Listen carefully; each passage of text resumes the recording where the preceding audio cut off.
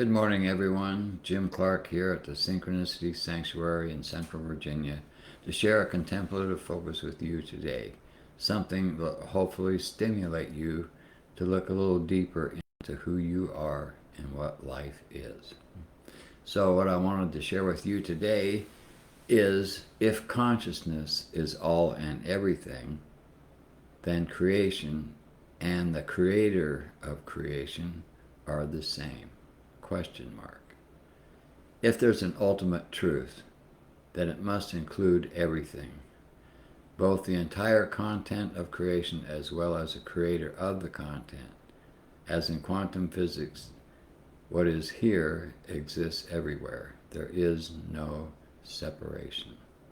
And that's the contemplation I'd like to go over with you today, for a few minutes anyway. It's a contemplation that I have used in the past and what I want to share with you today because it brings home some of the essential understandings that one must acquire through a meditative lifestyle and holistic lifestyle, where you develop your balance, and in that you develop greater power, your presence. The presence of who you truly are begins to unfold as you create the balance necessary for yourself to access that truth, to experientially. And your body, which is the foundation of your human experience, must also be able to include and accommodate the increase in energy that comes with that process.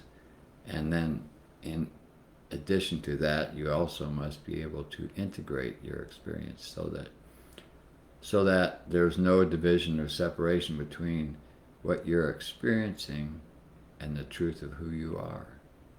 And this is a process, depending on where you are and how many lifetimes you spent pursuing this. It will take time and devotion on your part to really stick to such a lifestyle so that you can get the most out of it, just like any other pursuit in the human experience. So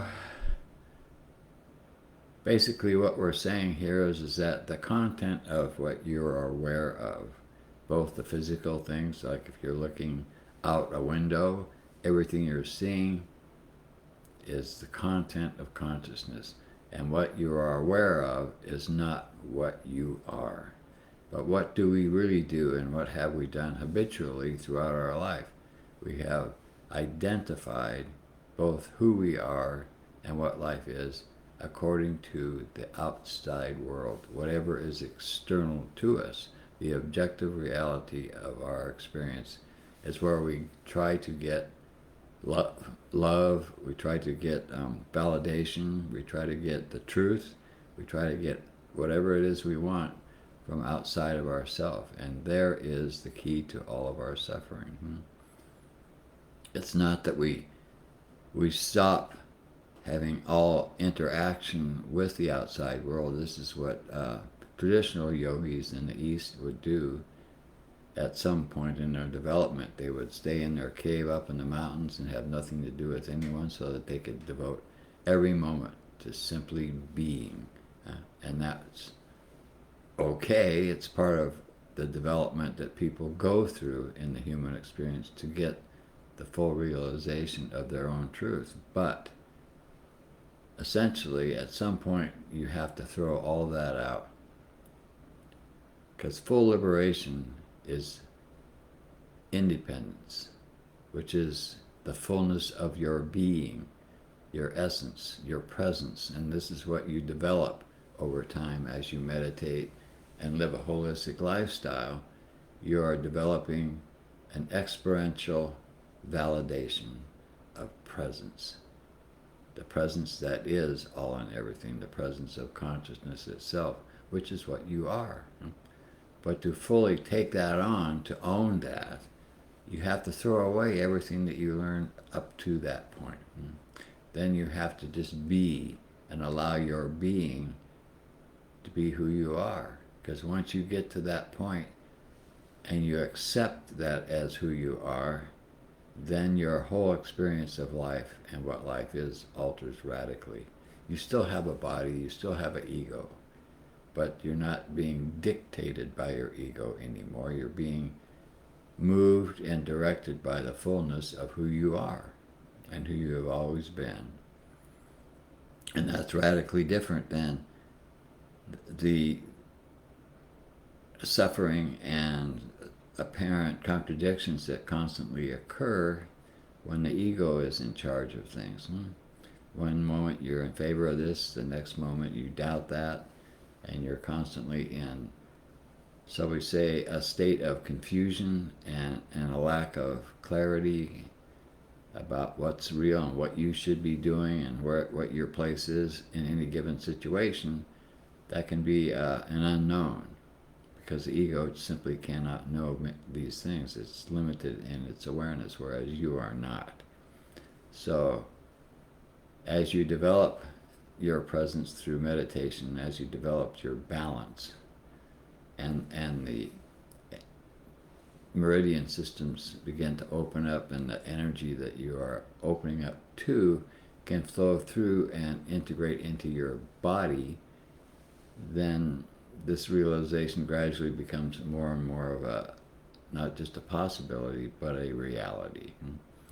So that state of realization occurs when you basically throw away all of your teachings, and then you are investigating yourself for the sake of yourself. Consciousness has a creative impulse which is basically to experience itself. And this is how it's doing it. It's doing it through the illusion of being what it is not, which is a physical reality. I mean, it is, but it's pretending like it's not, because essentially consciousness is beyond all experience. That's just where consciousness resides within itself. However, when it wants to experience itself, it ends up creating what we are experiencing, the human experience, or other experiences similar to it, where it loses the realization of itself for the sake of itself, so that it can journey the journey of trying to be what it is not, until it wakes up and then starts to rediscover itself for the sake of itself. It's just a game. It's just a game, but it's not a game when you're a human being and you're not aware of your truth, and you're not in the experience of your truth.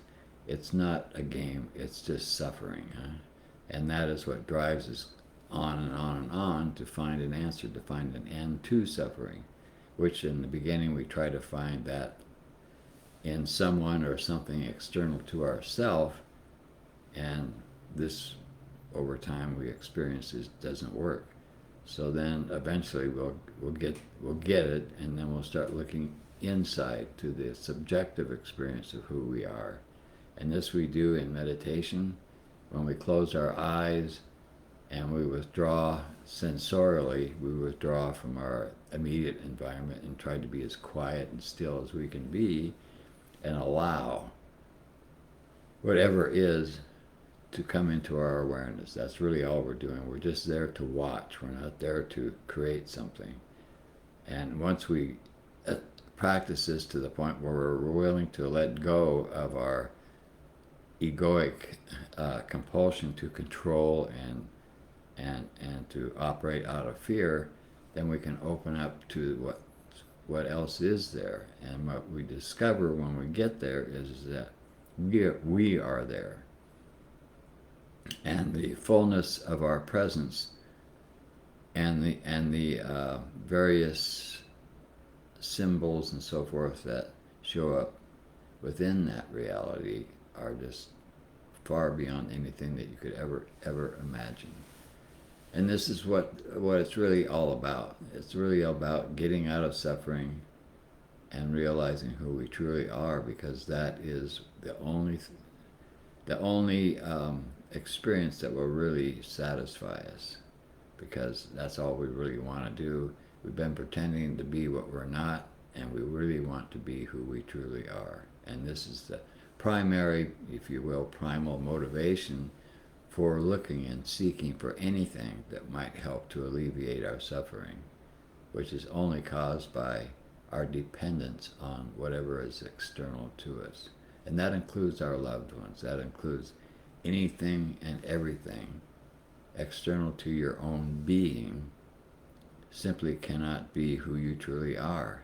And the irony of this is that as you explore your being and as you grow into the experience of your own being, you discover that that includes everything external to you. But it's only from that perspective, your being, the fullness of your being, that inclusion and realization can occur. It's always been there. It's always happening, but we just aren't aware of it. We're too focused on the objective reality and not focused enough or aware enough on the opposite polarity of our human experience, our being, our subjective reality. And so because it's imbalanced this way,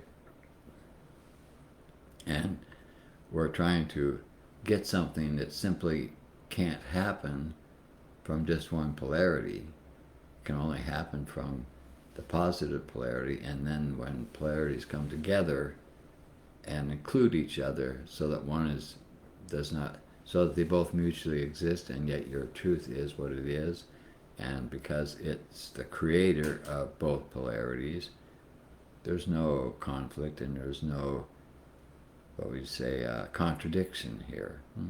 It only seems contradictory from the perspective of limitation and fragmentation. But the experience of it resolves all of this, and this is what it's really all about. Owning your truth, experiencing your truth, and then simply being the truth that you are and have always been. Then the struggle is over. Your growth does not stop. Of course, you don't just stop living, and you don't stop interacting with other people, whether they're aware and realized beings or not. It's more like from that point on, you just want to share. You want to help people along their path, even though they may not even know they're on a path. And however that shows up for you, and whatever is appropriate for you through the clarity of your fullness of your being is what you will do, because that's where you are going to realize more and more fulfillment within yourself. So this is the way the game is played, and this is the way it goes on, and I would hope for everyone to take an interest in that pursuit, simply because any other pursuit, any attempt to change the world rather than to change yourself in terms of your awareness and your experience, simply isn't going to work. It's been tried for millennia, and it's only resulted in the world that we have today, which is far from peaceful, right? So trying to force the external world to be different than it is, as opposed to devoting yourself to discovering what is, that's the choices that we have. That's really the only choice we have. We can continue to struggle and fight and live from a fear-based reality, or we can discover what is and find ourselves within that experientially, not mentally, not because we believe in a concept. Meditate, meditate, meditate. Meditation and a holistic lifestyle are the keys to how people throughout all human ages have come to discover the truth of who they are, and it's what they have passed on to others who are ready to take this on as their own lifestyle. So that's what I wanted to share with you today. It's simple. It's always pretty much the same, because the truth is what it is, and that's never going to change, even though the truth of who you are not, or the experience of who you are not, is radically different from one individual expression of consciousness to another. And this is where the game is played, until we realize that as long as you try to change the external aspect of the game, you're only going to make yourself more miserable, and fail, until you can reach into yourself to discover yourself and then free yourself, no longer being dependent on the world as it is, because that world is being orchestrated by the same consciousness that you are. And there's a purpose behind it that cannot be comprehended by a limited perspective of an individuated expression of consciousness. So that's what I wanted to share with you today, and I hope it helped you out in some way. I hope you found some value in it, and I will be back again next week to share another contemplative focus with you. Thank you so much for watching.